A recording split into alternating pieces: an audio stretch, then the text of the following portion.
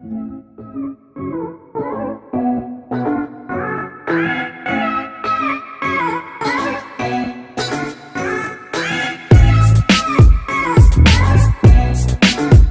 guys, welcome back to Class of Planning. You're with Rahul Sharma, your friend and guide. And today we're going to discuss Rajasthan university की MA English का एक paper है जिसमें कई सारी seriously problems हैं. वो रीजन क्या है? So we do have novels, we do have the drama, along with we are having the poetry section. अब बच्चों के लिए सीरियसली बहुत बड़ी सिरदर्दी होगी कि इस पेपर को कैसे तैयार करना है. Should we go for the artists or poetry? क्यों पोएट्री सर एक दो नहीं काफी सारी हैं. Along with the great poets उनके वर्क्स को क्लियर करना है. Along with that we do have the story lines, उनको क्लियर करना है, समझना है क्या पढ़ेंगे, पढ़ने का तरीका क्या होगा.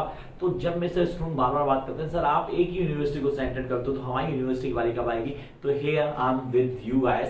तो याद रखना अगर किसी भी यूनिवर्सिटी के किसी भी स्टूडेंट को कोई प्रॉब्लम है प्लीज कमेंट बॉक्स में आए, कमेंट करें. मैं डेफिनेटली आपके लिए वीडियो तैयार करूंगा जिसके अंदर मैं सॉल्यूशंस भी दूंगा.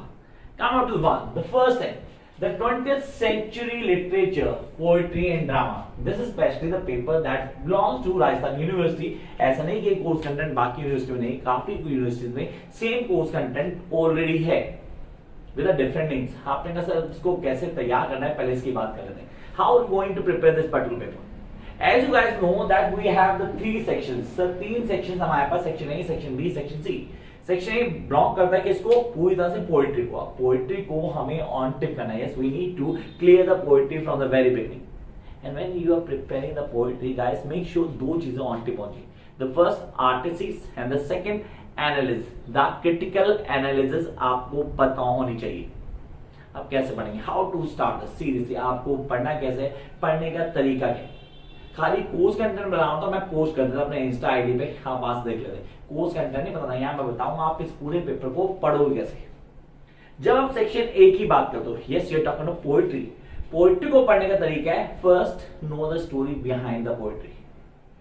आई repeat, you guys need to know the story behind the poetry first so that you can clear the concept कि यार ये है पोएट्री, इस पोएट्री को ऐसे पढ़ना है, पढ़ने का तरीका ये होगा.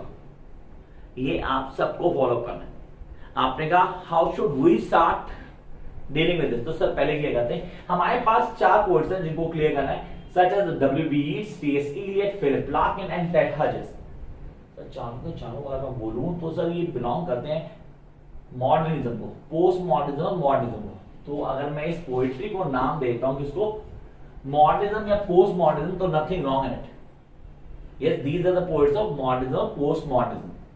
अभी चारों के चारों पोएट्स W.B. Yeats की बात करता हूं तो मेरे पास का वर्क है when you are old, one of the most important poetry guys. Don't try to avoid this poetry, don't, क्योंकि पेपर में आने के चांसेस मैक्सिमम है. We are having to a shed a brown head lapis lazuli guys. This is the important one, please don't forget this.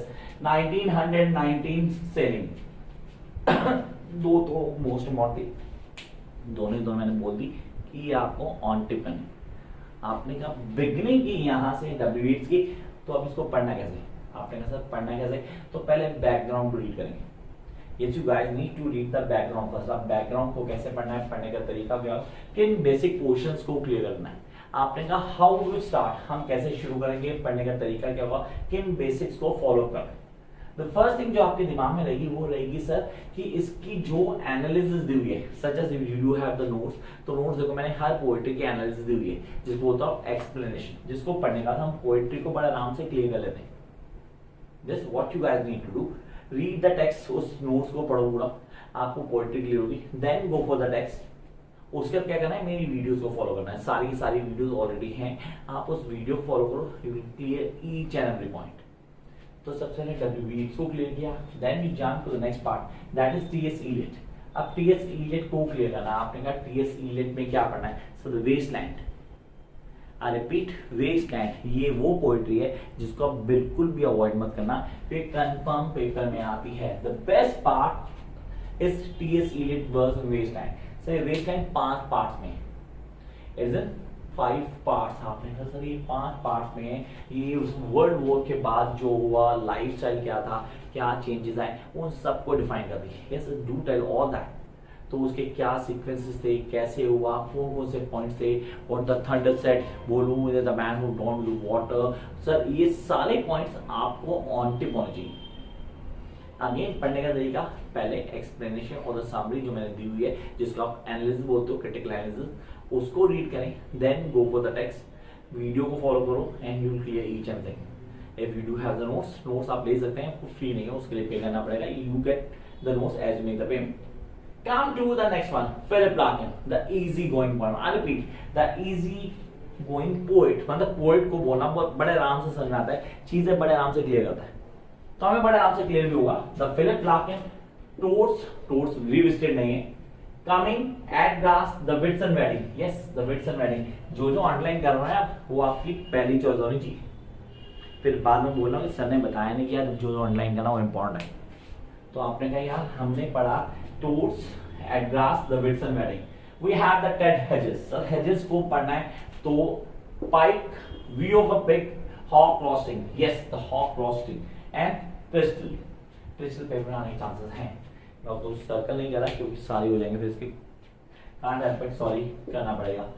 तो ये हो गई हमारी पोइट्री का सेगमेंट। पोइट्री को कैसे पढ़ना है, पढ़ने का तरीका क्या होगा, आप क्या फॉलो प्ले क्या होगे, ये आपको क्लियर हो गया। जंप करते हैं नेक्स्ट सेगमेंट के ऊपर। That is the next part, sir. That is the storylines. Story में आते हैं जीबी शो होता है Apple cart, guys make sure paper में क्वेश्चन आएगा ही आएगा, और दोनों में चॉइस होगी। आई रिपीट, दोनों में चॉइस होगी, either this or that. Now entirely yours. Next one, the readers or the riders of the sea, riders to the sea, अब riders to the sea से इसको कैसे पढ़ना है, प्लीज इसका अनुभव बताओ। तो यहाँ पे ना नरेटिव टेक्निक, इस केस में नरेटिव टेक्निक पे काम करेंगे, कैरेक्टर चार्ट बनाएंगे आप। I repeat, you guys need to make a character chart. Character chart बनाएंगे, थीम्स पे काम कर लेना, और जब ये सब हो जाए तो प्लॉट को पूरा समझ के अपने वर्ड्स में लिख के प्रैक्टिस करनी है। दैट इज द की, या दैट इज द की। जब आप प्लॉट को पूरा क्लियर करके अपने वर्ड्स में पूरा फ्रेम करके लिखते हो तो आप मास्टर बन जाते हो। मैंने कहां से शुरू किया, रिवर्स लेते हैं। सबसे plot, number 2 character chart, number 3 themes and the 4th narrative technique. ये चारों की चारों आपको ऑन टिप पहुंचे, ये स्ट्रेटजी रहेगी block 2, that mean section B के लिए। I hope you going to follow. मैंने यहां लिख देता हूं, first plot followed by character chart, then themes and then narrative technique.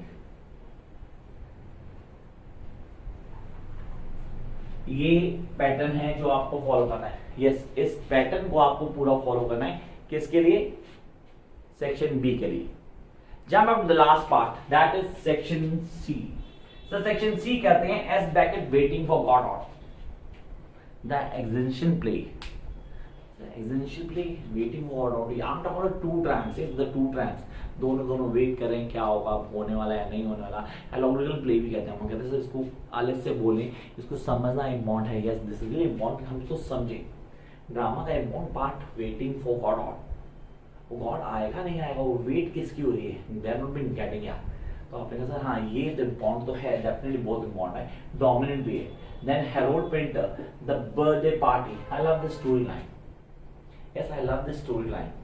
सबसे पहले जो हमें इसमें क्लियर करना है, हमें क्लियर करना है इवेंट्स को, दैट इज सर एक्शंस को क्लियर करना है, unity of action. I repeat, इसमें यूनिटी ऑफ एक्शन क्लियर करना है। जब भी आप प्ले को पढ़ते हो, किसी प्ले को पढ़ते हो, तो आपको पहले यूनिटी ऑफ एक्शन क्लियर होनी चाहिए। यूनिटी ऑफ एक्शन क्या होती है सर, जॉन ड्राइडन की बात कर रहा हूँ, वहाँ पे यूनिटी ऑफ एक्शन को हाईलाइट किया गया। आपने कहा जॉनसन ने मेंशन किया इसको, किसको, unity of time, unity of place, unity of movement. I repeat, unity of time, unity of place, unity of movement. तो तीनों की तीनों हमें ऑन टिप होनी चाहिए।